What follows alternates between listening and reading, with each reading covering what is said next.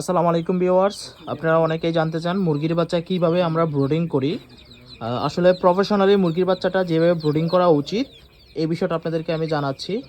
আমাদের যখন শৌখিন মুরগির বাচ্চাগুলো ডিম থেকে ফুটে বের হয়, মেশিন থেকে বের হওয়ার পরে আমরা হেজিংয়ে 2 দিন রাখি, এরকম হিটে 2 দিন রাখি। আপনার মুরগির বাচ্চাকে প্রথম দিন আপনি কোনো খাবার পানি না দিলেও চলবে, মুরগির বাচ্চা কোনো সমস্যা হবে না, শুধু লাইটটা এইভাবে হিটে দিয়ে রাখবেন। তারপর দ্বিতীয় দিন থেকে আপনি মুরগির বাচ্চাকে ব্রুডিংয়ের ওষুধ দিবেন। আর ওষুধ হিসাবে আপনি যে ওষুধগুলো দিবেন সেগুলো জানতে চাইলে আমাকে কমেন্টে জানাবেন। এটা ব্রুডিংয়ের ওষুধ। এখানে ব্রুডিংয়ের ওষুধগুলো রেডি করা আছে। এই যে পানিটা দিচ্ছি এখানে, এটা ব্রুডিংয়ের ওষুধের পানি। এখানে যে ওষুধটা দেওয়া আছে এতে করে মুরগির বাচ্চার নাভিটা খুব দ্রুত শুকিয়ে যাবে এবং মুরগির বাচ্চা যে ভিটামিন নিউট্রিশন দরকার এগুলো এখান থেকে পাবে। এই ওষুধটা এখানে দেওয়া আছে।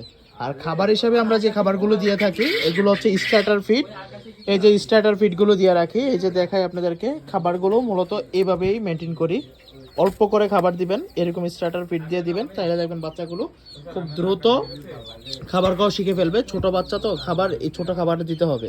এই দেখেন বাচ্চাগুলো, এগুলো কিন্তু এখনো খাবারে মুখ দেয় নাই, এখন পর্যন্ত খাবার পানি কিছুই খায় নাই।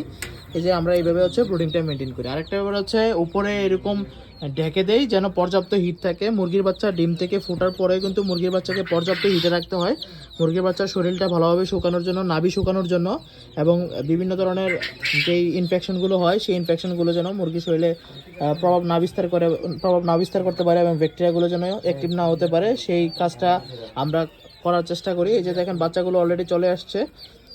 আসলে প্রথম দিকে আপনার বাচ্চা পানির পাত্র কিনতে সমস্যা হয়, আস্তে আস্তে বাচ্চা পানির পাত্রও চিনে, খাবার পাত্রটাও চিনে।